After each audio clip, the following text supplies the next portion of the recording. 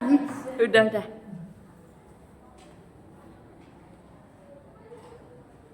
Om Swastiastu. Assalamualaikum warahmatullahi wabarakatuh. Salam sejahtera untuk kita semua. Salam, namo buddhaya, rahayu, rahayu, rahayu. Yang terhormat Bapak Kepala SMP Negeri 2 Sukasada, yang saya hormati Ibu Gusti Ayu Karisma Dewi selaku calon guru penggerak yang akan memberikan materi dalam kegiatan diseminasi budaya positif pada pagi hari ini, Jumat 7 Juni 2024. Bapak Ibu guru peserta kegiatan diseminasi yang saya hormati, puji syukur kita panjatkan kehadiran Ide Sang Hyang Widi Wasa, Tuhan Yang Maha Esa, karena atas berkat dan rahmat-Nya kita bisa berkumpul bersama dengan bahagia dalam acara diseminasi calon guru penggerak dengan tema budaya positif SMP Negeri 2 Sukasada.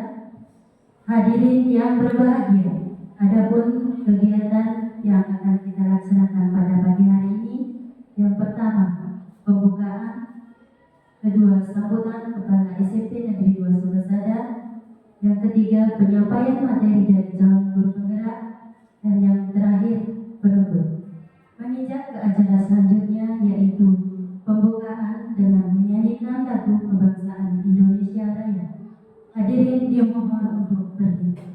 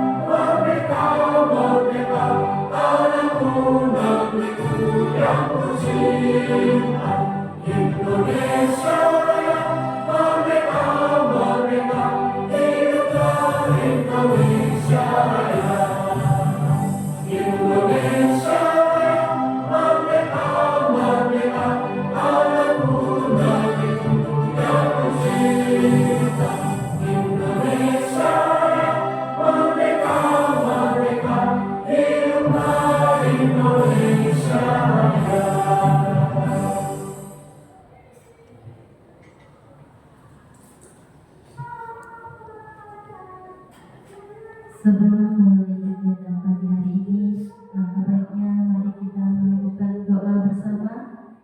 Doa dilaksanakan dengan keyakinan masing-masing. Berdoa dimulai.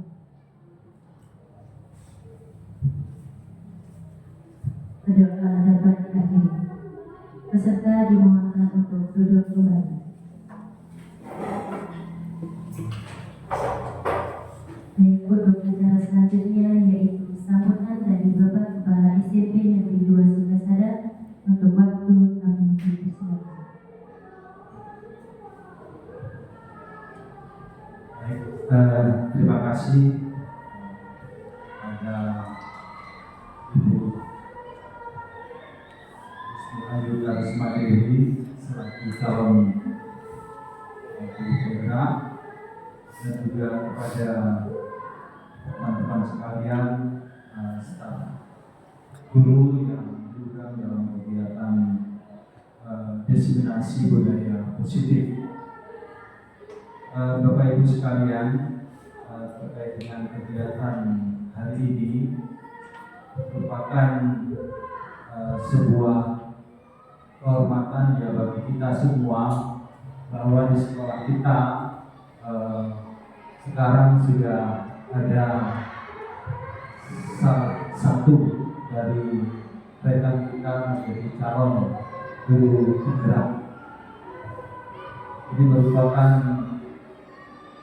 hal yang positif bagi kemajuan sekolah kita terutama, dan kaitannya dengan itu ya rangkaian dalam kegiatan program guru penggerak pada hari ini.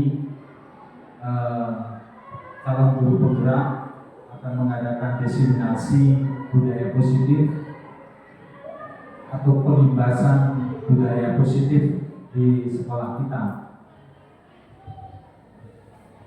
Sebagai bentuk pengibasan, ya tentunya calon guru penggerak sudah memahami betul, mengalami secara langsung maupun wawasan-wawasan yang sudah diterima melalui kegiatan guru penggerak, kiranya nanti akan bisa memberikan budaya yang baik kepada sekolah kita.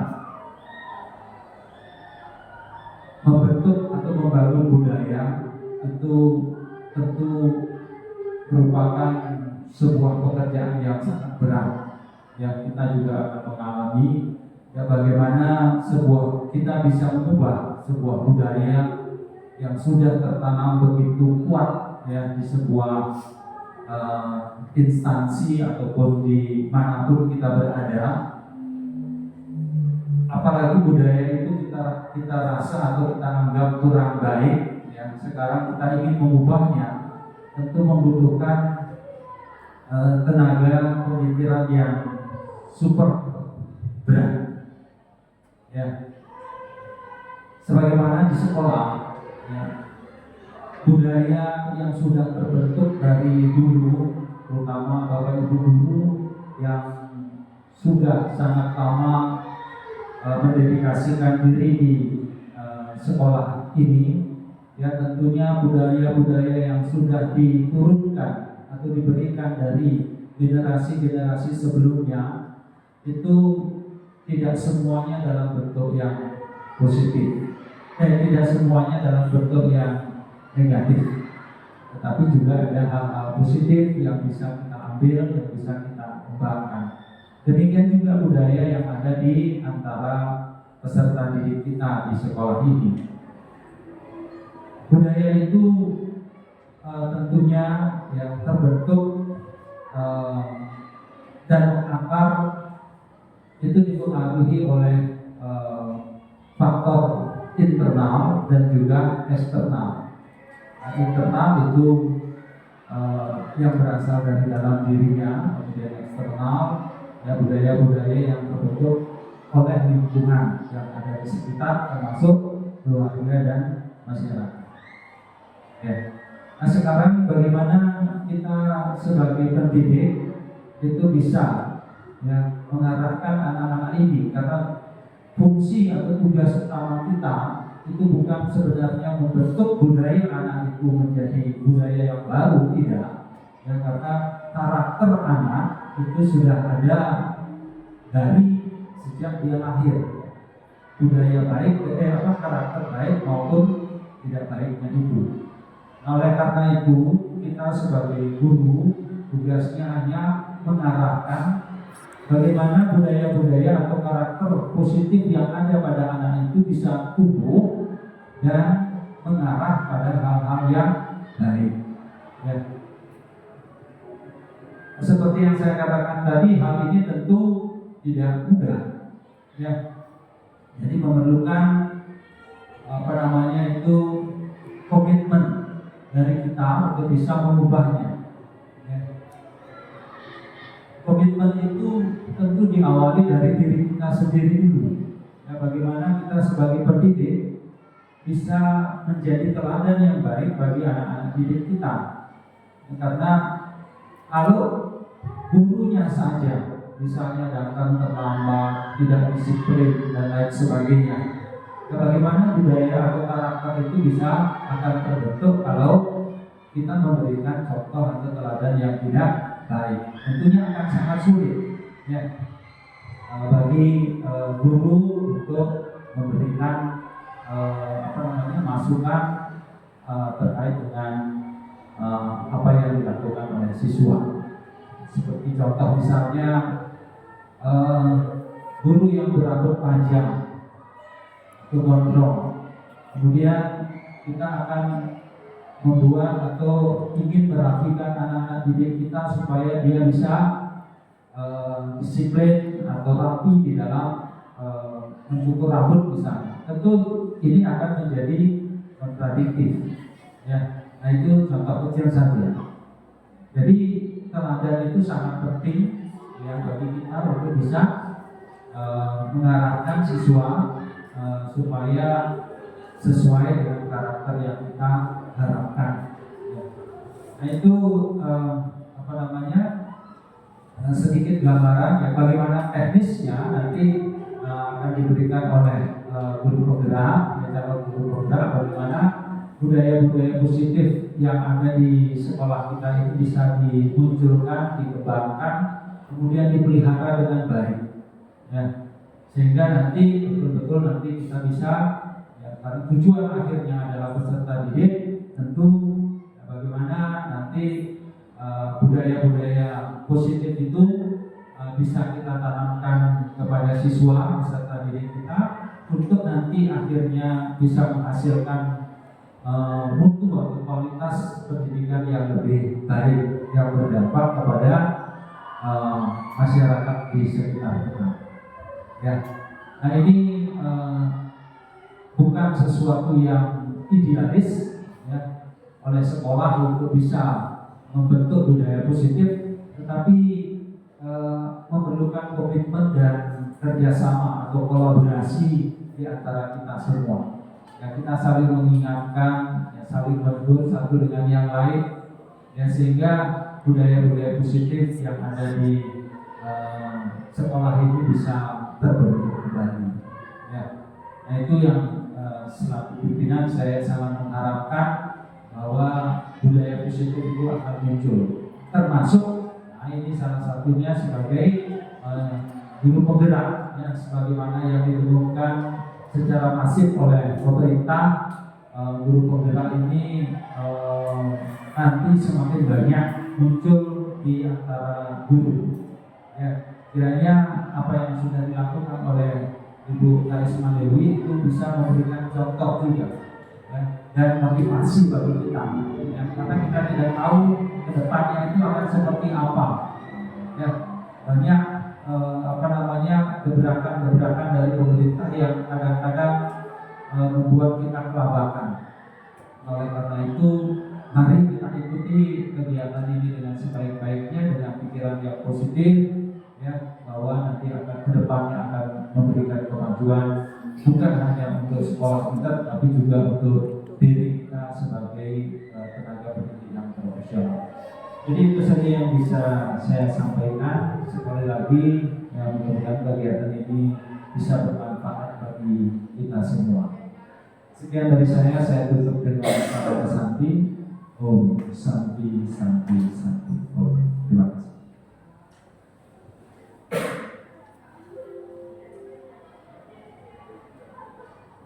Demikian tadi sambutan dari Bapak Kepala Sekolah. Menginjak ke acara inti, yaitu penyampaian materi dari calon guru penggerak. Untuk waktu saya serahkan ke Ibu Gusti Ayu Karisma Dewi.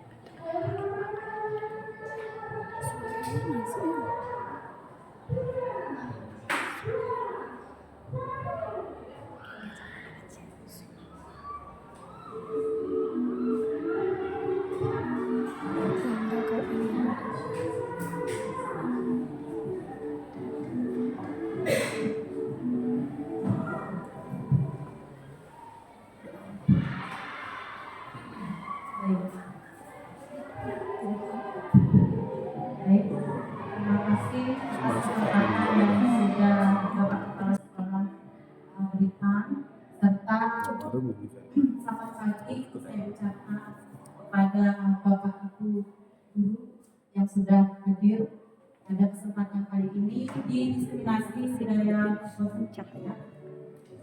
Pertama, izinkan saya mengucapkan doa dari umat Om Swastiastu. Assalamualaikum warahmatullahi wabarakatuh. Salam rahayu, salam kebajikan, nama budaya, salam sejahtera.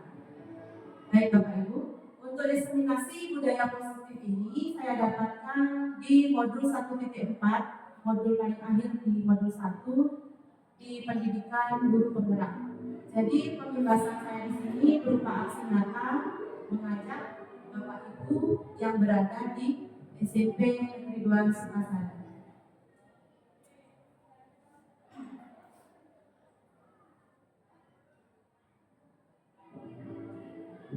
Baik, seperti di slide yang sudah saya tunjukkan, kita pertama di tujuan pendidikan dari filosofi Ki Hajar Dewantara, yang mana tujuan pendidikan tersebut adalah menuntun segala kodrat yang ada pada anak-anak, yang ada pada murid, agar mereka dapat mencapai keselamatan dan kebahagiaan yang setinggi-tingginya, baik sebagai manusia maupun sebagai anggota masyarakat. Nah, oleh sebab itu, pendidik itu hanya dapat menuntun tumbuh atau hidupnya, yaitu kepada kodrat yang ada pada anak-anak tersebut, untuk memperbaiki laku bukan dasarnya hidup dan tumbuhnya kekuatan kodrat anak. Jadi diibaratkan kita sebagai guru itu adalah petani yang menumbuh kembangkan, memelihara sebuah tanaman. Tanaman itu adalah muridku. Bagaimana Bapak Ibu memupuk agar tumbuh menjadi buah ataupun bunga. Jadi takarannya itu yang jelas ada di petani, yaitu di guru tersebut. Itu untuk filosofi dari Hadi.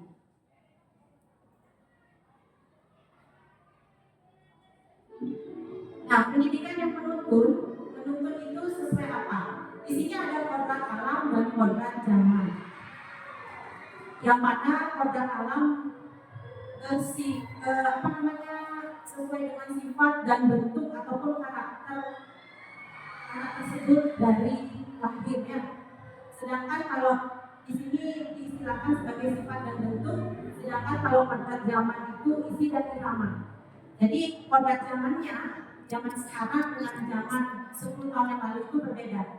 10 tahun ke depan juga Bapak Ibu guru dalam pendidikan akan berbeda juga. Jadi yang menentukan di sini disesuaikan dengan kodrat alam dan kodrat zaman si murid tersebut.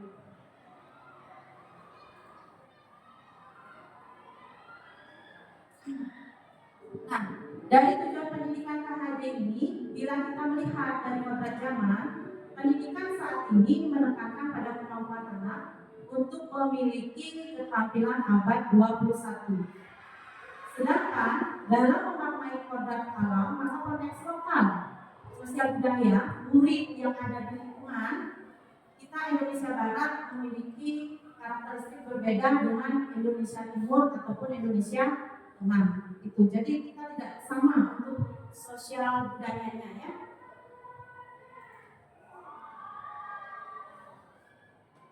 Nah, tadi di sini saya sudah jelaskan ibaratnya dalam menuntun itu sebagai guru sebagai petani dan murid adalah tanaman. Jadi anak diberi kebebasan, namun pendidik sebagai pamong. Guru itu menghamba kepada murid, bukan menghamba seperti raja dan prajuritnya, bukan seperti itu. Tapi pamong di sini Bapak Ibu guru di sini memberi tuntunan, arahan agar anak tidak kehilangan arah dan membahayakan dirinya. Seorang pamong di sini memberikan tuntunan agar anak dapat menemukan kemerdekaannya, yaitu dalam belajar. Anak juga secara sadar memahami bahwa kemerdekaan dirinya mempengaruhi kemerdekaan anak lainnya. Oleh sebab itu, tuntunan seorang guru mampu mengelola dirinya untuk hidup bersama dengan orang lain dalam sebuah sosial komunitas, yaitu menjadi manusia dan anggota masyarakat.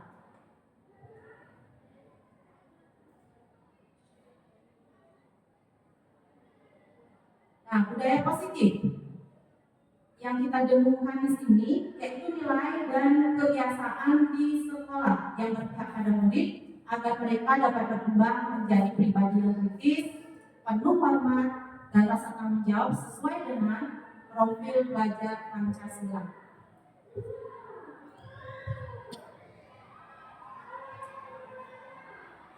Pada pagi ini saya akan memaparkan lumayan materinya ada 7, yaitu konsep utama budaya positif. Yang pertama ada perubahan paradigma belajar, yang kedua disiplin positif, yang ketiga kebutuhan dasar manusia, yang keempat motivasi perilaku manusia, yang kelima restitusi posisi kontrol guru, yang keenam keyakinan kelas, dan ketujuh segitiga restitusi.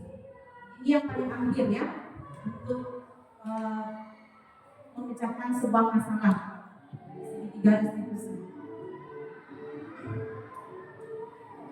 Baik Bapak Ibu Guru, perubahan paradigma belajar ini dalam membangun budaya positif sekolah dapat menyediakan lingkungan yang positif, aman dan nyaman agar siswa mampu berpikir, bertindak, dan mencipta dengan merdeka, mandiri, dan bertanggung jawab.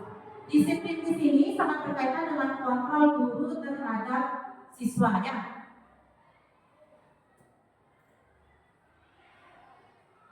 Nah ini, seperti contohnya, kita berpikir kritis sebentar.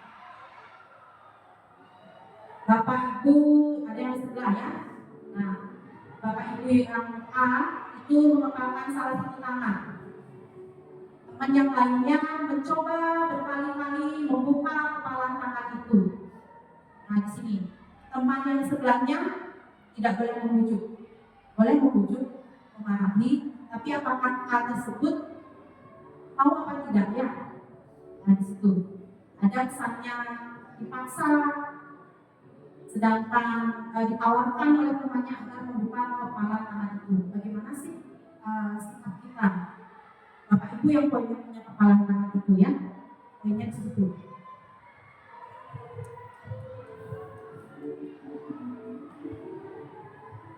Nah, selanjutnya untuk perubahan paradigma belajar itu menurut Dr. William Glaser, teori kontrol, ilusi kontrol. Yang pertama, ilusi guru mengontrol muridnya. Guru harus datang, murid harus datang, gitu ya. Yang kedua, ilusi bahwa semua penguatan positif, efektif, dan bermanfaat. Segala yang berkaitan di sini yang sifatnya positif itu nanti bermanfaat untuk murid. Selanjutnya yang ketiga, ilusi bahwa kritik dan membuat orang merasa bersalah dapat menguatkan karakter. Terkadang kita masih menyalahkan, misalnya ada 2 murid yang berkelahi, tapi tanpa sengaja kita menyuruh mereka saling memaafkan tanpa kita tahu masalah apa sih sebenarnya. Yang satunya merasa terintimidasi, yang satunya merasa senang karena dibela, begitu ya di sini. Jadi itu merasa bersalah dapat menguatkan karakter. Selanjutnya yang terakhir, ilusi bahwa orang dewasa memilih hak untuk memaksa. Kita sebagai guru, kita sebagai orang dewasa yang mengontrol bahwa kita memiliki hak untuk memaksa. Nah, paradigma belajar kita yang bertahun-tahun itu sebenarnya salah di sini ya. Baik, kita ke poin kedua untuk disiplin positif. Bapak Ibu guru tentunya paham, pernah mendengar. Apa sih itu disiplin?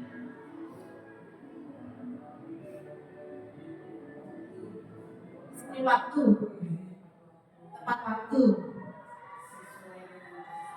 sesuai dengan kesepakatan. Apakah Bapak Ibu guru berpikir kalau mendengar disiplin itu agak kurang sedikit? Ya, benar ya. Oke. Baik, memang agak menakutkan kalau kita ngomong disiplin. Berarti kita melakukan sesuatu tindakan itu dengan terpaksa. Yes. Ya, benar kan? Baik. Ya, karena takut. Takut. Enggak benar takut. Baik.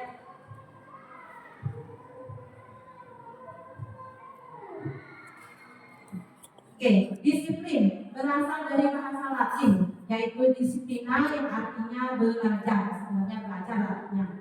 Makna asal dari kata ini berkonotasi dengan disiplin diri dari murid-murid Socrates dan Plato. Nah, disiplin diri ini membuat orang menggali potensinya menuju sebuah tujuan apa yang dia hargai, yang dia lakukan. Namun dalam budaya kita, makna kata disiplin telah berubah menjadi sesuatu yang dilakukan seseorang pada orang lain untuk mendapatkan kepatuhan. Agar patuh, berarti dipaksa. Kecenderungan umum adalah menghubungkan kata disiplin dengan ketidaknyamanan. Selama ini Bapak Ibu kalau mendengar disiplin berarti ada rasa tidak nyaman. Dan enggak? Ya. Bukan dengan apa yang kita hargai atau pencapaian suatu tujuan mulia. Apakah berbentuk dapat penghargaan, dapat dieluk-elukan oleh atasan ataupun dengan teman, begitu kan? Ya. Ada maunya berarti ya. Nah, disiplin di sini merupakan kemampuan memerintah diri. Berarti dari hatinya Bapak Ibu guru sendiri ya, yang mampu mengontrol ataupun menguasai diri untuk memilih tindakan yang mengacu pada nilai-nilai yang kita hargai dengan rasa penuh tanggung jawab tanpa terperintah orang lain. Tanpa kita diperintah tapi kita sadar, gitu ya. Nilai-nilai yang kita hargai di sini adalah berupa nilai kebajikan. Dimanapun agama apapun, nilai kebajikan itu sifatnya positif. Manusia yang merupakan tujuan mulia yang ingin dicapai setiap individu, yaitu nilai-nilai dalam profil pelajar Pancasila.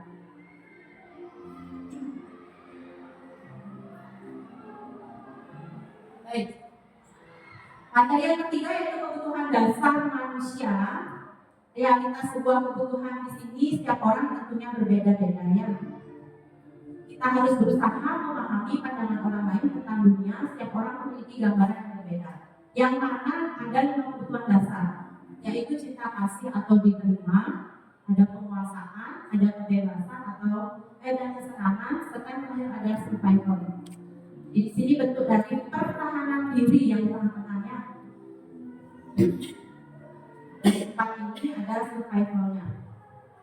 Ini apa? Sebuah kebutuhan dasar manusia, yaitu mempertahankan diri. Jadi kebutuhan dasar kita yang pertama apa? Ya, makan, sandang, pangan, papan. Ya, intinya sandang dan pangan. Baik, silakan Bapak Ibu kita baca kasus tersebut.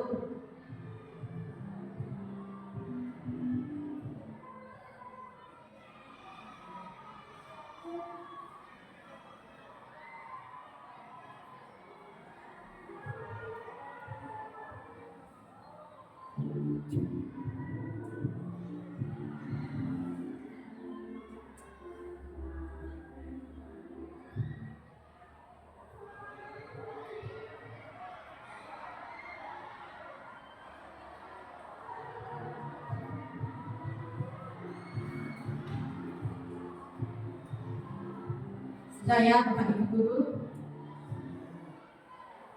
Jadi di sini ada Ibu Lia namanya, guru SD ya. Terus punya kasus muridnya bernama Agus. Nah, anak ini seringkali meminta bekal makan siang kayak kalak itu ya, biasanya ya. Nah, jika Anda menghadapi situasi seperti Bu Lia, apa yang akan Anda lakukan? Menurut Anda, kira-kira apa alasan Agus melakukan hal itu? Baik Bapak Ibu, siapa yang bisa menjawab dari kasus ini? Kan Bapak Ibu jadi wali kelas juga, tentunya pernah saja mengalami hal-hal kecil seperti ini ya, sebelum ke guru BK. Ya, silakan Ibu Fuad.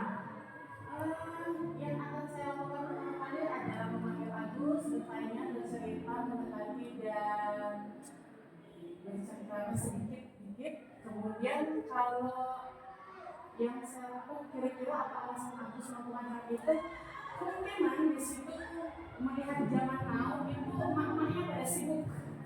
Jadi dia tidak sempat untuk menyiapkan makanan Dan kemudian ada 2 alasan yang saya miliki di sini seperti yang pernah saya alami juga. Entah itu karena orang tua yang sibuk di rumah dan tidak anaknya jadi tidak terurus. Yang kedua karena keterbatasan money. Jadi dia tidak bisa untuk membeli atau akhirnya untuk dia mempertahankan dirinya dengan memunculkan rasa, oh gue juga bisa, wes ya udah demi pak orang tua aja gimana, ya kayak gitu langsung pengalaman beberapa kali ini. Terima kasih. Ya, tepuk tangan dulu dengan ibu guru kepada kita. Ya, semuanya rampung kayaknya di 5 kebutuhan dasar manusia itu ya. Salah. Baik, dalam konteks penerapan disiplin positif ini, ibu dia sebaiknya tentu ya mencari tahu alasan Agus melakukan tindakan tersebut dengan berkomunikasi seperti tadi Bu Mua bilang ya. Nah, di sini ada konsepnya 5 yaitu survival.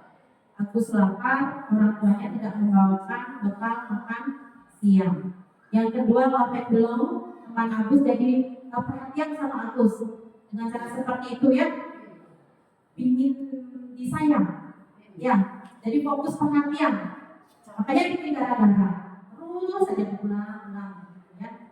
Terus dia itu merasa sok kuasa, sok hebat, powernya di situ, jadi takutlah teman-temannya, jadi menuruti saja keinginan dari si Agus. Terus yang keempat ada kebebasan di situ. Agus merasa bosan dengan bekal yang dibawa oleh orang tuanya karena selalu dengan bekal yang sama. Ya, mungkin tidak dimasakkan oleh ibunya, bisa saja ya orang tuanya. Dan yang terakhir ada rasa kebahagiaan karena iseng, suka iseng sama teman-teman, terus yang menikmati ekspresi wajah temannya menangis, yang kesel begitu, yang selalu bikin masalah, pokoknya dia senang. Jadi dia jadi pusat perhatian.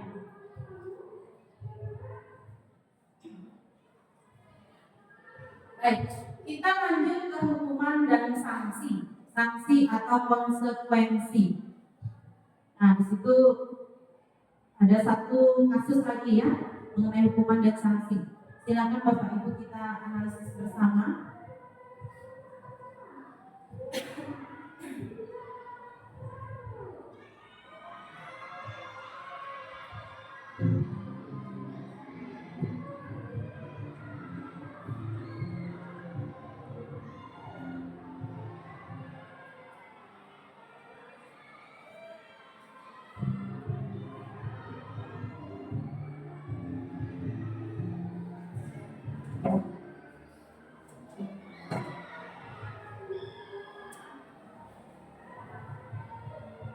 Sudah ya, Pak Ibu dulu.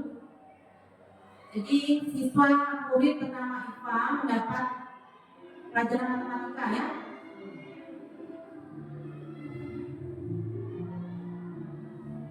Dan kita juga menjumpai dalam praktek ataupun pembelajaran di kelasnya ada yang siswa tidak fokus biasanya, ada yang ngobrol sama temannya, dan ada yang tiba-tiba Bapak Ibu guru tunjuk jadi dia bengong atau tergagap.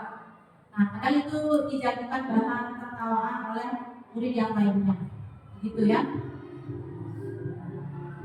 Nah, siapa yang bisa membantu menjawab dua dari cerita ini? Silakan.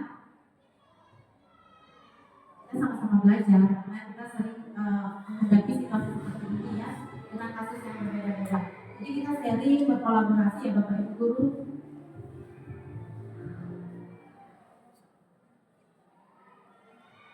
Apakah Bapak Ibu guru setuju dengan tindakan Pak Silo terhadap Iva? Tidak. Ya. Jika tidak, mengapa?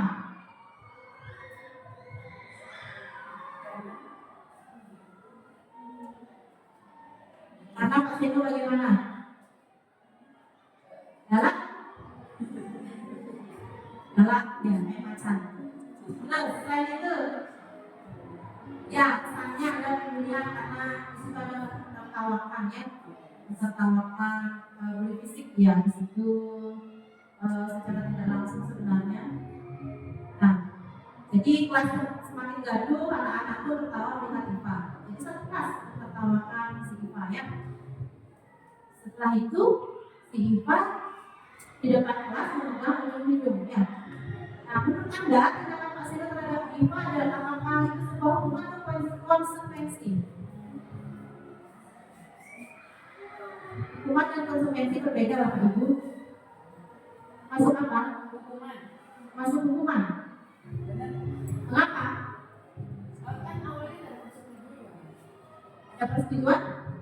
Kita tidak tahu sebelumnya ya, apakah ada keyakinan kelas di kelasnya Pak Seno. Nah, itu dia. Nah, tanya-tanya dulu ya Bapak Ibu. Baik, di sini dijelaskan hukuman dan sanksi atau konsekuensi.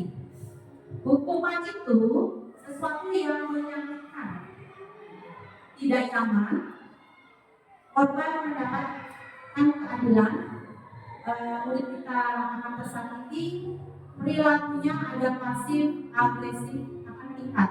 Kan begitu saja. Sistem di sini juga tidak akan berjalan bila murid tidak takut. Kadang begini, Bapak Ibu, semuanya lagi di lapangan 2 kali, besoknya lagi, hari besok disuruh lari lagi, tak apa-apa. Jongkok bangun, tak apa-apa, begitu ya. Kadang kesannya murid itu menantang di sana ya.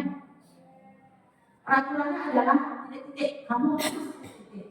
Berarti di situ agak menekankan kontrol kita sebagai guru ya, memaksa sifatnya. Terus anak-anak ataupun murid akan membenci dengan peraturan tersebut. Itu identitas gagal dari sebuah hukuman. Sedangkan untuk disiplin dari identitas sukses di sini berupa konsekuensi dan restitusi. Konsekuensi itu segala sesuatunya itu harus terjadi. Jadi tidak menyakitkan, tapi sedikit tidak nyaman juga untuk murid karena jangka waktu yang pendek. Itu berbeda hukumannya dengan di sini, identitas gagal di sini, ini untuk panjang. Sedangkan untuk konsekuensi korban bisa diabaikan, murid di sini tidak nyaman juga, penguatannya hanya bertahan dalam jangka waktu pendek. Misalnya kalau anak kita tidak membawa PR, silakan salin nanti sampai ini, begitu konsekuensinya. Jadi biasanya anak-anak ini di sini juga tidak terlalu tidak terlalu efektif kalau kita jalankan seperti itu. Terus memerlukan monitoring juga dan supervisi secara terus-menerus dari guru. Besok-besok ketemu anak si B ini lagi, besok-besok ketemu lagi anak si B ini. Dia kadang biasanya berulang-ulang. Selanjutnya membantu penerapan mengikuti peraturan dalam masyarakat. Terus dari konsekuensi, apa peraturannya, mampukah kamu melakukan hal tersebut dan menyatakan terima kasih. Selain itu, murid anak juga akan menghormati sebuah peraturan. Di sini konsekuensi bersifat netral ya sebagai penengah. Baik, selanjutnya di restitusi. Restitusi di sini merupakan sebuah pilihan.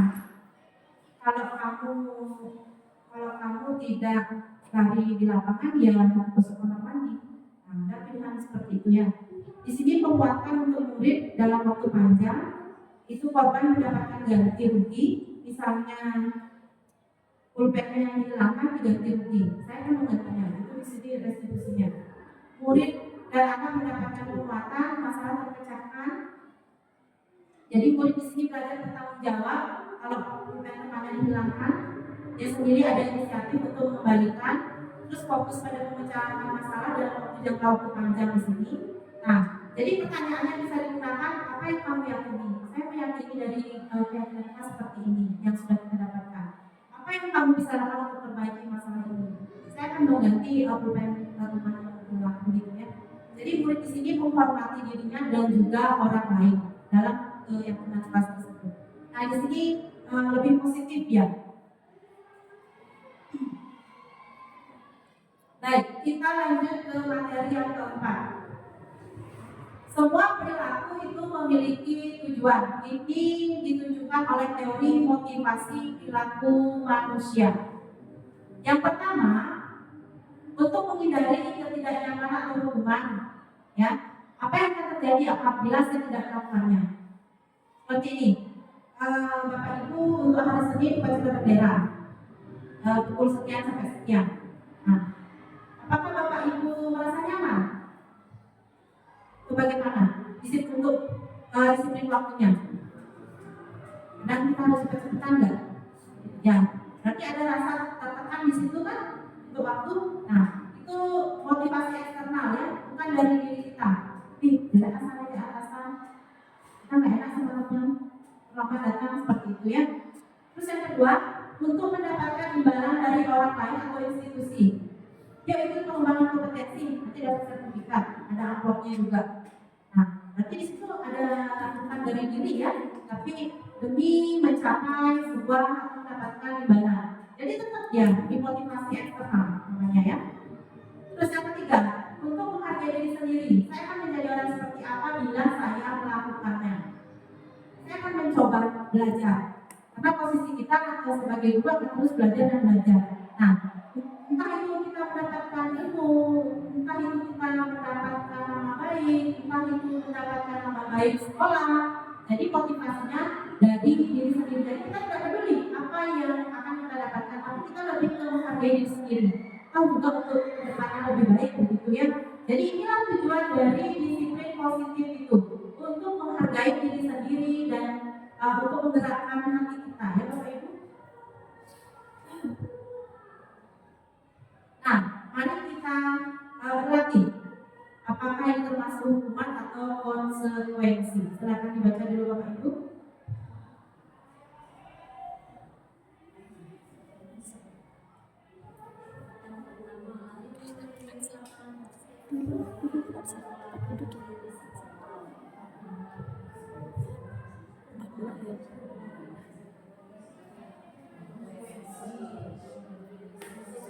Saya jawab pertama Bapak Ibu. Lari mengelilingi lapangan basket 2 kali karena terlambat hadir di sekolah. Hukuman. Kunci ya hukuman. Membersihkan coretan yang dibuatnya di meja tulis. Konsekuensi. Dikunci konsekuensi. Ketiga, murid diminta untuk push up 15 kali karena tidak menggunakan masker ke sekolah. Hukuman. Menggantikan kertas tugas teman yang telah dicoret-coret. Konsekuensi. Berjemur di lapangan basket pukul 12 siang karena ngobrol dengan teman.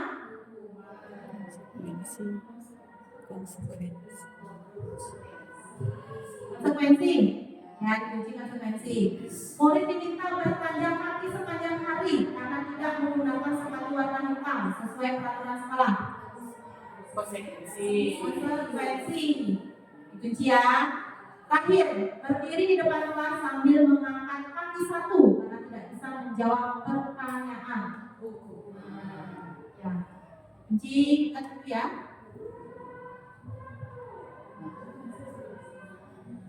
Ya. Kinerja kita kadang berpikir ke masa lampau ya, mengingat kembali. Bapak Ibu guru masih ingat punya guru yang seperti itu? Punya. Masih ingat ya? Ya. Apakah jiwa emosional Bapak Ibu guru ada rasa marahnya? Ada. Sampai saat ini sudah menjadi guru. Ya. Nah, itu bedanya. Hukuman asal kita menghukum, kalau konsekuensi kita memberikan sanksi atas kesepakatan yang telah kita sepakati bersama. Baik, kita lanjut yang ke materi kelima. Ada restitusi 5 posisi kontrol guru. Baik, kita lakukan bersama. Bapak Ibu guru di posisi yang mana yang biasa kita lakukan?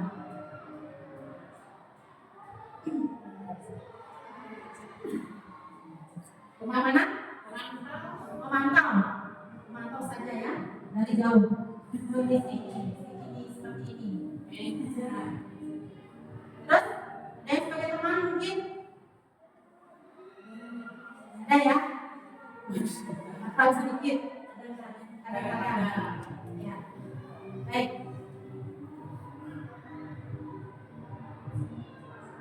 Nah, di sini posisi kontrol guru dari pernyataan membuat murid merasa bersalah. Terus, di sini pernyataan sebagai guru pemutu. Nah, di sini sebagai teman, kalau teman ya. Yuk lakukan dari ibu bapak. Yuk bantu tolong. Teman ya. Ya, rasa teman. Terus kalau pemutu bahkan di dalam kelas, keluar di lapangan berdiri. Nah, begitu ya, kita mengukur secara langsung. Terus kalau memantau, dapat stiker bintang ya. Ya. Manajer ini bisa menyelesaikan masalah. Kita kembalikan ke siswa tersebut. Sebenarnya poin yang paling penting di sini adalah kontrol kita sebagai manajer dan juga sebagai pemantau di sana. Kalau di manajer itu, jadi kita akan dihadapkan kepada siswa yang bermasalah, terus kita menstabilkan masalah tersebut dan kita meyakinkan dengan masalah tersebut. Baik, di sini ada kasus. Oke, kita baca dulu ya.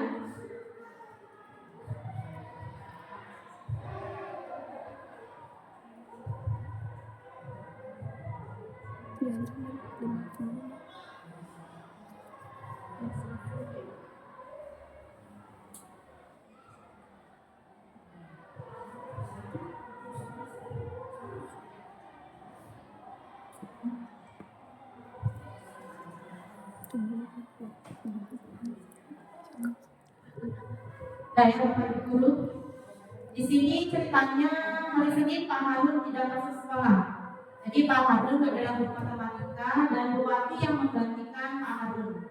Bu Wati baru 1 tahun menjadi guru SMP. Beberapa murid perempuan Vivi dan Natali mengetahui dan menggunakan kesempatan. Jadi bersikap seenaknya, tertawa, tidak mengindahkan kehadiran Bu Wati. Ya. Nah, selanjutnya di sini siapa namanya? Vivi dan Natali saat ditegur malah menjadi tertawa ya. Mereka tetap tidak mengerjakan tugas dan malah mengobrol. Gitu ya di kasusnya.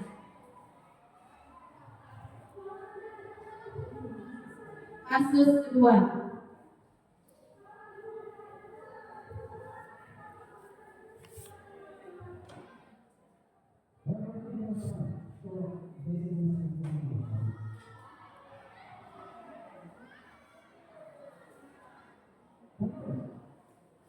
Di kasus kedua, aku dan Dino tiba-tiba bertengkar ya. Pada saat itu guru pikir langsung melerai mereka. Selanjutnya dibawalah ke ruang kepala sekolah.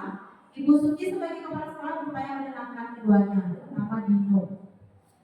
Nah, Dino sepertinya kamu saat ini sedang marah sekali. Mendengar itu, Dino pun mengalir bercerita tentang kekesalan hatinya.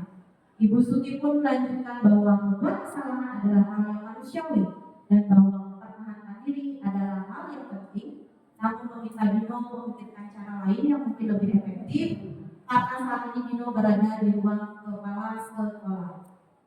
Selanjutnya, ya, Bu Suti bertanya tentang keyakinan sekolah yang disepakati.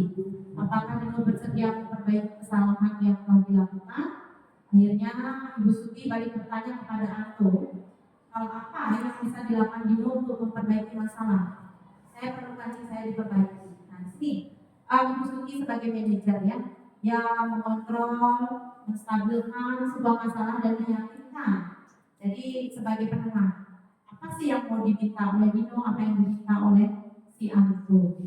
Akhirnya Ibu Suti pun kembali bertanya ke Dino, apakah yang dilakukan itu untuk menggantikan 3 lancip Anto yang terlepas. Nah, Dino pun berpikir, jadi wah tidak tahu Bu, saya ambil kembali mungkin ya Bu. Nah, jadi di situ kedua anak tersebut diajak untuk memecahkan masalah secara bersama. Akhirnya Dino pun mengaku dengan menyetujui. Sepanjang siang itu Dino belajar menjahit dan memperbaiki kemeja Anto. Jadi mereka sudah bercengkrama. Jadi tidak ada yang tersakiti ataupun merasa jadi power di masalah tersebut ya. Baik Bapak Ibu. Nah, sini posisi kontrol guru. Nah, kalau di PMM Bapak Ibu guru sudah melihat ini, restitusi, hukuman, sanksi seperti itu. Ya, nanti untuk semester depan pengajar baru bisa aja difoto pakai ini, kita sudah sediakan di sini ya. biar keluar sertifikatnya. Sudah Bapak ini. Nah, jadi di sini identitas gagal menghindari hukuman itu penghukum sebagai guru penghukum terus membuat merasa bersalah. Selanjutnya, identitas berhasil atau sukses ini tengah-tengah ya. Guru sebagai teman, guru sebagai pemanfaat. Nah, di sini kalimat atau kata-kata yang bisa digunakan, ya, untuk mengatasi anak yang memang sangat ekstrim. Terus selanjutnya, identitas berhasil itu untuk menghargai diri sendiri sebagai manajer. Jadi di sini ada beberapa pertanyaan terus dampaknya juga ya di posisi kontrol dulu. Jadi poin sekali adalah sebagai manajer. Baik. Kita tarik nafas dulu Bapak Ibu. Waktunya cukup padat ya, karena banyak sekali materi terakhir. Baik, kita lanjut ke keyakinan kelas. Jadi kita di tahun ajaran baru, Bapak Ibu guru nanti siapa tahu jadi wali kelas. Jadi kita menentukan kesepakatan di dalam kelas yang ditandatangani oleh guru, wali, dan siswa, lalu ditempelkan di dinding ya sebagai pengingat bahwa kelas tersebut memiliki sebuah keyakinan. Nah, dalam keyakinan kelas di sini menurut dosen itu untuk atau akan lebih memotivasi seseorang dari dalam intrinsik dirinya. Seseorang akan lebih bersemangat untuk menjalankan keyakinannya atau tidak hanya sekedar mengikuti peraturan.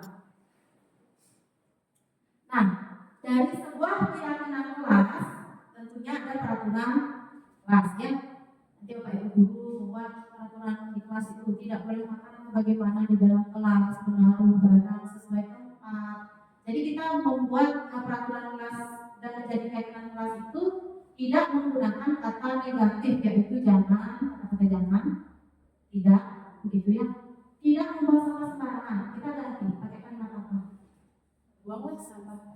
Buang sampah pada tempatnya atau menjaga ruangan tetap bersih.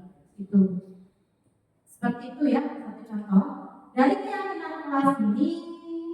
Semoga kedepannya kita memiliki lingkungan yang positif karena diambil dari vibrasi peraturan kelas dan keyakinan kelas kita bersama. Jadi dari lingkungan positif, Astumhare kita sudah melakukan budaya positif ini ya. Jadi kita saling mengingatkan antar teman, gitu. Nah, baik, kita kembali lagi ke dalam sebuah peraturan. Nah, selalu kembalikan buku ke tempatnya. Jadi nilai kebajikan yang kita dapat adalah sebuah tanggung jawab. Anak-anak ataupun murid meyakini bahwa itu adalah saya memiliki tanggung jawab mengembalikan barang ke tempatnya atau menaruh sapu sesuai dengan tempatnya. Jadi kelas itu tidak berantakan lagi. Jadi kita yang mendesain sendiri ya sebagai wali kelas. Terus di sini dilarang mengganggu orang lain, itu menghormati orang lain diri sendiri, bentuk keyakinannya ya. Kalau ini sebuah peraturan. Jadi hadir di sekolah 15 menit sebelum pembelajaran dimulai. Nah, ini sebuah komitmen ya, berkomitmen itu nilai kebajikannya. Terus di sini peraturannya adalah dilarang melakukan kekerasan ataupun membuli ya. Jadi di sini tetap ya menghormati orang lain, menghargai orang lain, dilarang menggunakan narkoba. Nah, keyakinan kelas berupa kesehatan, ini juga mencuci tangan, menjaga kebersihan kelas, masuk ke kesehatan juga ya. Nah, jangan berlari di kelas atau koridor. Nah, ini menurut nilai kebajikan yang tujuh adalah keselamatan dan keamanan. Baik. Selanjutnya ke pembentukan keyakinan kelas. Di sini sifatnya abstrak daripada peraturan yang lebih rinci dan konkret. Keyakinan kelas itu berupa pernyataan yang universal, yang umum dan dipahami oleh murid. Pernyataan keyakinan kelas di sini dibuat dalam bentuk positif seperti kata saya sebelumnya, jangan menggunakan kata-kata negatif. Biar vibrasi dari murid tersebut tidak menyerap energi negatif ya. Selanjutnya, keyakinan kelas hendaknya tidak terlalu banyak. Jadi kadang murid itu tidak paham Jadi, oh ya, tapi mengenang sehingga mudah dipahami. Selanjutnya, keyakinan kelas sebaiknya sesuatu yang dapat diterapkan di lingkungan tersebut. Jadi, keyakinan kelas itu yang kelas tersebut ya, nanti imbasnya pasti ke kelas yang lain. Selanjutnya, semua warga kelas ikut berkontribusi dalam pembuatan keyakinan kelas lewat kegiatan curah pendapat. Jadi anak-anak mencurahkan untuk pendapatnya, kelas impiannya seperti apa. Nanti kita berbagi dia di dalam beberapa pendapat tersebut. Jadilah sebuah keyakinan kelas, setelah itu disepakati ya. Selanjutnya bersedia meninjau kembali keyakinan kelas dari waktu ke waktu. Mungkin 1 bulan berjalan, tapi kayaknya ini kurang. Jadi Bapak Ibu bisa mengulang atau meninjau kembali. Nah, di sini hal pertama yang saya lakukan memberikan sedikit penjelasan tentang keyakinan kelas atau kelas impian. Apa sih yang anak-anak diminta? Keinginan kelasnya kayak gimana? Gitu ya. Kadang dibully Bu, saya ingin diperhatikan oleh siapa, oleh wali gitu. Nah, dia menulis seperti ini di dalam post-it. Setelah itu ditempel, setelah ditempel di kelas impian, jadi kita pilih berdasarkan diskusi kelas, kita bawa ke keyakinan kelas.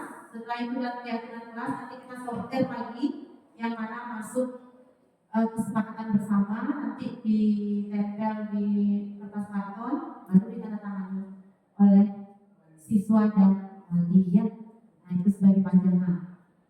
Begitu. Baik, kita berada di materi terakhir di segitiga restitusi. Ini adalah hal yang paling terakhir ya, paling terakhir dari sebuah permasalahan yang dihadapi oleh siswa tersebut.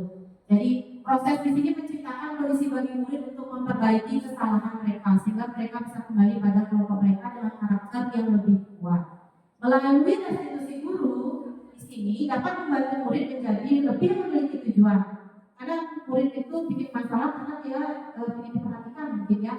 Nah, jadi tujuannya apa? Disiplin positifnya serta memulihkan dirinya setelah berbuat salah. Berarti ya murid itu memiliki kesadaran atas perbuatan yang sudah dilakukan. Terus selanjutnya membantu murid untuk jujur pada diri sendiri dan mengevaluasi dampak dari kesalahan yang dilakukan. Jadi biar tidak berulang-ulang lagi kesalahan-kesalahan tersebut. Selanjutnya memberikan penawaran. Bapak Ibu memberikan penawaran.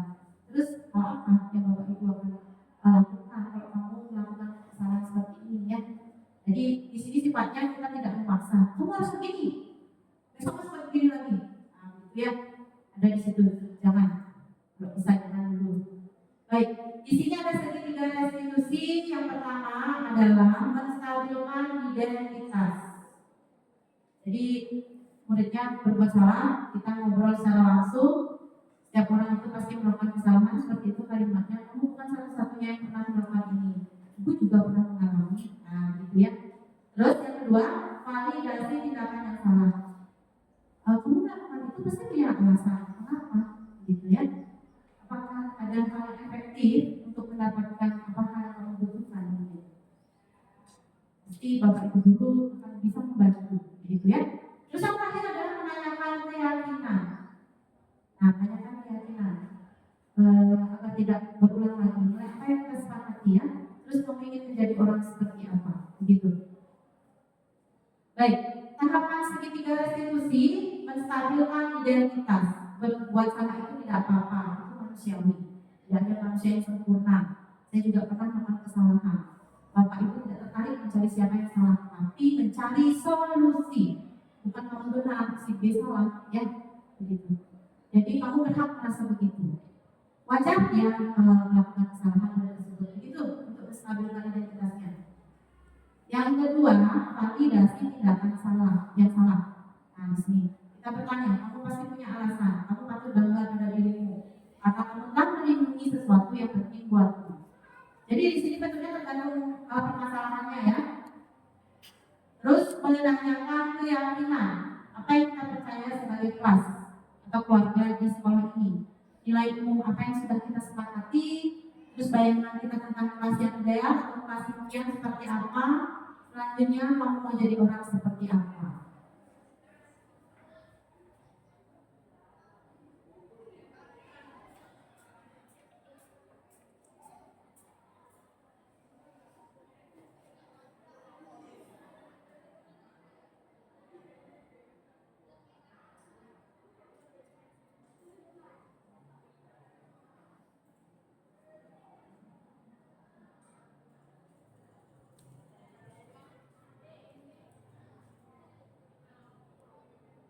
Bentar ya Bapak Ibu.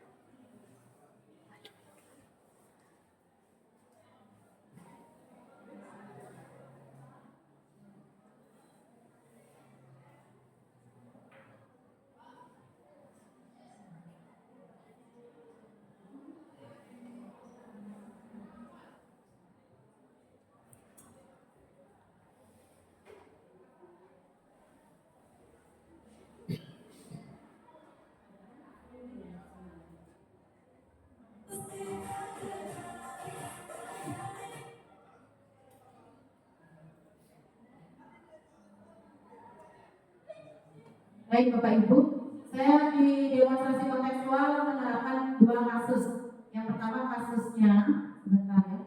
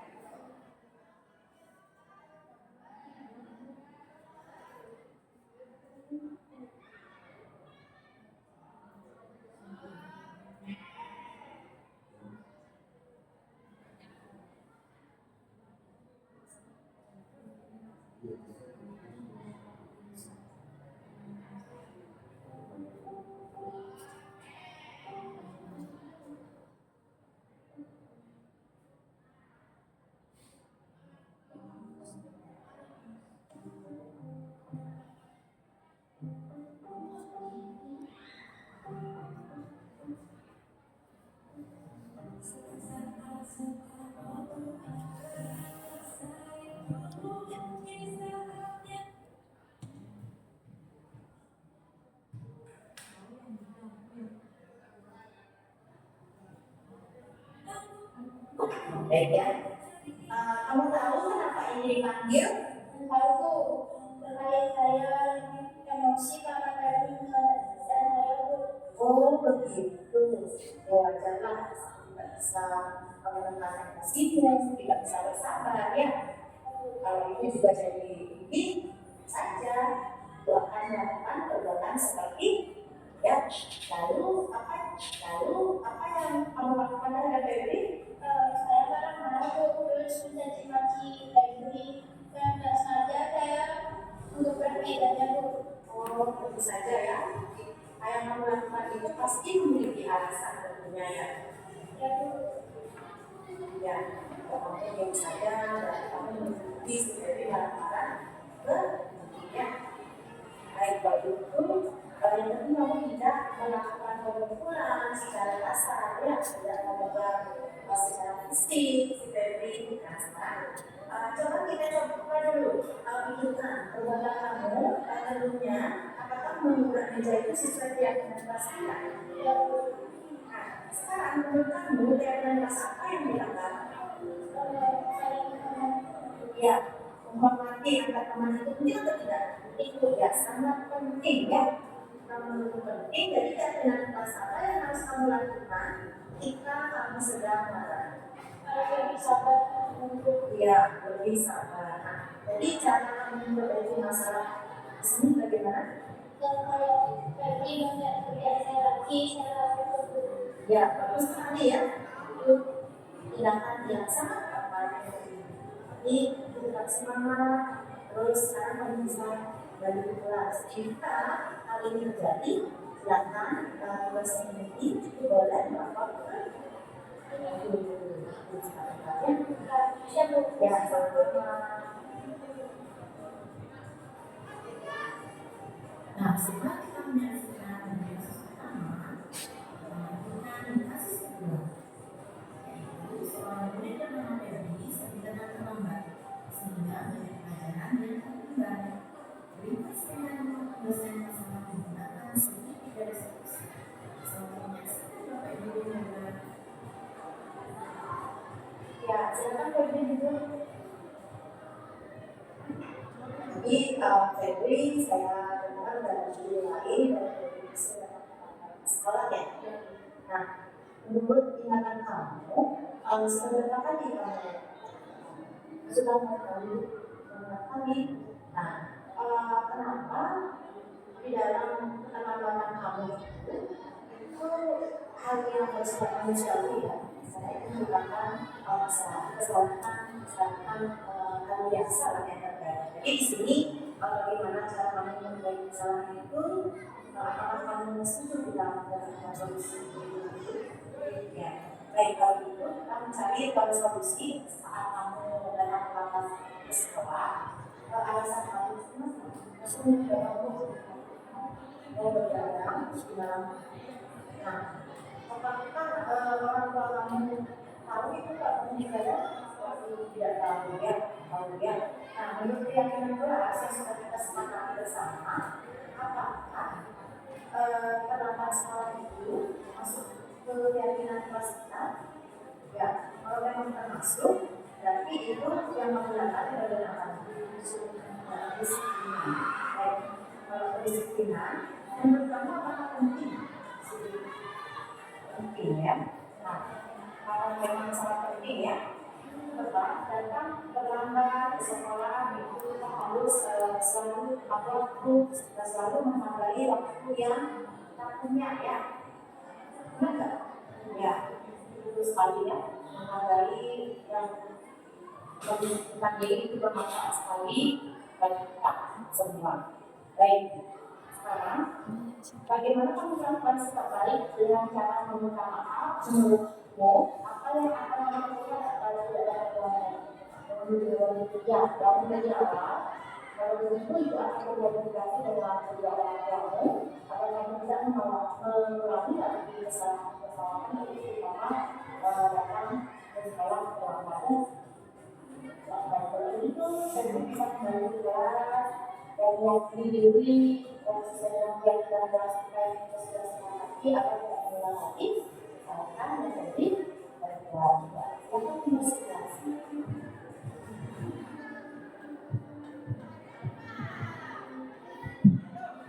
Baik Bapak Ibu, itu dua kasus ya, kasusnya si Indi dan kasusnya si Febri. Yang pertama yang mencontek dan yang kedua karena terlambatan, sering terlambat ke sekolah yang berkali-kali. Baik, selanjutnya dari 7 pemaparan materi kita pada pagi ini, jika ada Bapak Ibu yang ingin bertanya, saya persilahkan ya. Saya berikan waktu. Kita menunggu waktu sudah mau selesai.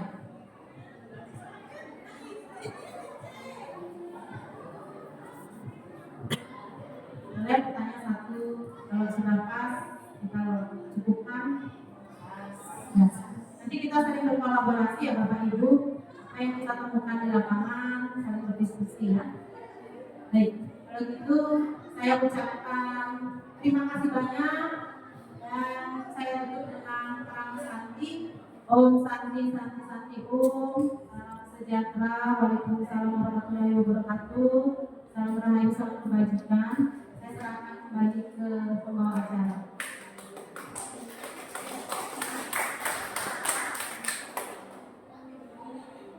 Demikian tadi sudah disampaikan materi tentang disiplin positif dari calon guru penggerak kita. Untuk itu, mari Bapak Ibu guru mulai bergerak dan bersemangat untuk membangun budaya positif di sekolah SMP Negeri 2 Sentul saja, yang dimana bagaimana cara kita untuk menangani siswa yang bermasalah, bagaimana cara kita untuk membangun budaya positif, membuat kesepakatan kelas untuk mencapainya suatu pendidikan yang baik dan juga memiliki nilai-nilai positif di sekolah SMP Negeri 2 Sukasada. Jadi dengan berakhirnya materi pada pagi hari ini, berakhir pula kegiatan desiminasi dari calon guru putra. Saya ucapkan terima kasih kepada pemateri dan juga Bapak Ibu guru yang sudah bersemangat untuk mengikuti kegiatan desiminasi pada pagi hari ini. Sekian yang dapat saya sampaikan. Saya ucapkan terima kasih dan saya tutup dengan peramusan. Om Santi Santi Santi Om. Assalamualaikum warahmatullahi wabarakatuh.